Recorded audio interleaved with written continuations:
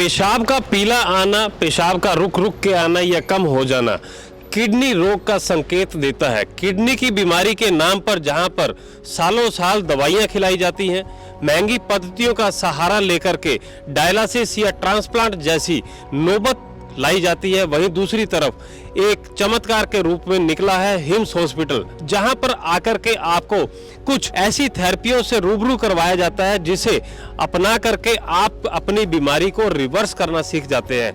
आज हमारे साथ में डॉक्टर सुयश प्रताप सिंह है और साथ ही साथ में इंदौर से आए हुए हेमंत जी है। इनको सीकेडी की समस्या थी, पेशाब की समस्या थी, कमजोरी महसूस करते थे, खाना पीना सही तरीके से नहीं पच पा रहा था और क्रिएटिनिन लेवल भी बढ़ गया था।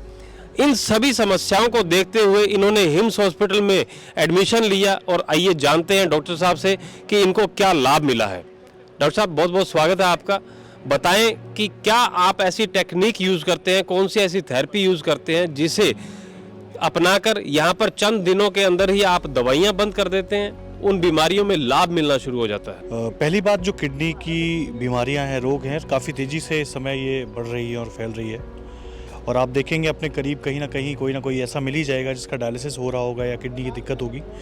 वैसे ही हमारे बीच में हैं ये हेमंत गुप्ता जी। काफ़ी टाइम से, लगभग 10 साल से इनका इलाज चल रहा था। हाइपरटेंशन का, ब्लड प्रेशर की दवाइयाँ खा रहे थे और उसके बाद धीरे धीरे करके नेफ्रोटिक सिंड्रोम के लक्षण आने लग गए। इनको प्रोटीन यूरिया हुआ, यूरिन में झाग आना और कंटिन्यूस वीकनेस होने के साथ साथ इनका यूरिया, क्रेट, जो ये सारे लेवल होते हैं ब्लड में, ये बढ़ने लग गए क्योंकि लगातार बीपी की दवाइयाँ खाने के कारण या बीपी हाई रहने के कारण और भी जो भी खान पान में गड़बड़ी के कारण, क्योंकि इनको किसी ने खाने पीने में कोई परहेज नहीं बताया और लगातार दवाइयाँ खाते रहे, जिसके कारण किडनी पे फ़र्क आ गया। और उस किडनी पे फ़र्क आने के कारण इनका क्रेटिनिन, यूरिया काफ़ी बढ़ गया और सोडियम लेवल भी कम हो गया, जिसके कारण इनके पैरों हाथों पे स्वेलिंग आना, कमज़ोरी होना, शरीर में इचिंग होना और आंखों के नीचे इनके काफ़ी सारा स्वेलिंग भी आ गई थी और उसके बाद वीकनेस बढ़ गई थी काफ़ी, जिसकी वजह से इनका ट्रीटमेंट भी चल रहा था लेकिन कोई खास लाभ नहीं हुआ। तो इन्होंने हिम्स के बारे में सुना और बाकी हम हेमंत गुप्ता जी से ही पूछते हैं हेमंत जी को और क्या क्या दिक्कतें थी, यहाँ आए और अभी 10 दिनों में कितना फ़र्क है, ये हेमंत जी की ज़ुबानी ही सुनते हैं। हेमंत जी, आपको कितने साल से बीपी था? वैसे मुझे 10-12 साल से हाइपरटेंशन है। तो उसके लिए क्या इलाज चल रहा था 10-12 साल मेरे से? साथ एलोपैथिक गोलियां खा रहा था मैं। ठीक है। कुछ मैंने बाहर पे आयुर्वेदिक गोलियां भी खाई हैं, कुछ होम्योपैथिक दवाइयों का ट्रीटमेंट भी लिया। क्या हुआ उससे? बीपी ठीक हो गया? उससे बीपी, मेरे को आराम नहीं मिला बीपी में अभी। ठीक है। और किडनी की दिक्कत ये कब से पता चल गई आपको? मेरे को 3 साल से। 3 साल से किडनी की दिक्कत थी। तो क्या बोला था डॉक्टर्स ने आपको पीछे? डॉक्टर ने बोला कि आप परहेज करो और एलोपैथी दवाई खाओ। इसके बाद मैं नडियाद गया था। नडियाद में मुंजी भाई पटेल हॉस्पिटल में मैंने इलाज कराया।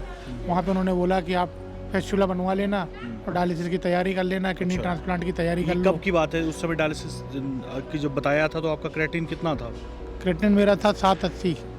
7.80 इनका क्रेटिन था। तो ये तो धीरे धीरे बढ़ा होगा ना क्रेटिन, या अचानक ही 7 पे आ गया? नहीं, पौने 4 था। पौने 4 था। हाँ, तो आपको पहली बार पता? पहली बार जब पता चला। लगातार दवाइयाँ खाते रहे, सब कुछ करते रहे, फिर भी बढ़ता रहा? फिर भी बढ़ता रहा। ठीक है। तो यहाँ 10 दिन में आपको हमने क्या कोई बहुत ऐसी दवाई दे दी या फिस्टुला बनवा दिया? आपके हाथ में तो कहीं फिस्टुला दिख नहीं रहा। नहीं, मैंने बनवाया नहीं। मैंने विचार किया, टीवी में ऐड देखा था और ऐड देखने के बाद मैंने विचार किया था कि मैं यहाँ पे जाके अपना इलाज करवाऊंगा। तो कितना फर्क लग रहा है अभी आपको यहाँ आने के बाद? आपको एनर्जी मिल गई, बढ़ गई है, एनर्जी लेवल बढ़ गया है मेरा। खाना पीने में अच्छा मन लगता है। अब थोड़ा सा अपने आप में भी अच्छा लगता है कि मैं ठीक हो जाऊंगा, मैं ठीक हो जाऊंगा। फर्क रिपोर्ट्स में भी मेरा जो है सुधार आया है। इनका क्रेटिनिन लेवल जो कि हाई था उसमें भी डिफरेंस आने लग गया है। इनका जो सोडियम लो रहता था, नॉर्मली किडनी पेशेंट्स में होता है, काफ़ी समय से मेरा प्रोटीन 3+ चल रहा था, जो 3+ से 1+ हो गया है। प्रोटीन, यूरिया जो मैंने बताया वो भी कम हुआ है। तो आप क्या लोगों को क्या संदेश देना चाहोगे?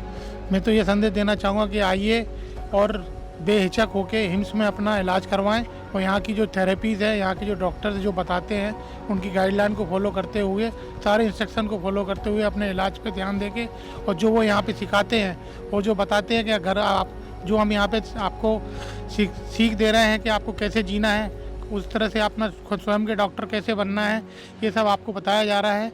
इस पर आपको आगे जाके घर में अपने फ्यूचर में कैसे आपको रिकवर करने के लिए क्या ट्रीटमेंट करना है और कैसे इसको फॉलो करना है, इस पर मैंने यहाँ पे सीखा है ये सब। जैसा कि आपने देखा कि कितनी समस्याओं से जूझ रहे थे और यहाँ पर आकर के 10 दिन में ही ज़्यादा कोई दवाइयों का सहारा नहीं लेना पड़ा, केवल नेचुरल तरीके से पानी का टब में बिठा करके, हेड डाउन टिल्ट थेरेपी से, खान पान के माध्यम से, 0 वोल्ट थेरेपी के माध्यम से, योगा प्राणायाम के माध्यम से ही अपनी बॉडी को हील करके बीमारी को रिवर्स करना सिखाया जाता है।